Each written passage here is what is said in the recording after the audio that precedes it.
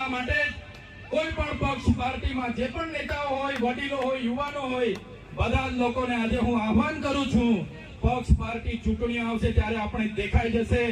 પણ જ્યારે સમાજની વાત આવશે, જ્યારે કેવડિયાની વાત આવશે, બધાએ નીકળી પડવું પડશે, તો જ આ લોકોને આપણે એકતા બતાવી શકીશું. એટલે સમય ઘણો થયો છે, વધારે વિશેષ નથી કહેતા, પણ અમે વિધાનસભામાં તમે બધાએ મોકલ્યા છે. વિધાનસભામાં જઈને અમે બધું જોયું, જાણ્યું, અને આપણા સમાજ સાથે જ્યારે પણ કંઈ થાય છે, મા બહેનો રાતે ફોન કરે, સવારે ફોન કરે અને કહે છે કે અમારી સાથે આપવીતી થઈ છે, ત્યારે મને દુઃખ થાય છે કે આટલી બધી યુવા શક્તિ છે. આદિવાસી યુવાનો રાતે 11 વાગ્યાથી નાચશે, 5 વાગ્યા સુધી આદિવાસી યુવાન થાકશે નહીં. આદિવાસી યુવાન અહીંથી પગપાળા લઈને નીકળશે,